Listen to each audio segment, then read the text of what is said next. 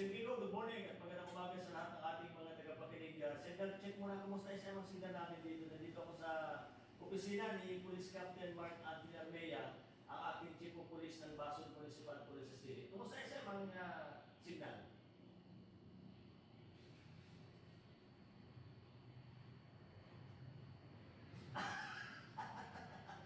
Oo, yan. Kaugnay kasi sa sulat kasi ni Police Captain Mark Anthony Armea sa Sangguniang Bayan.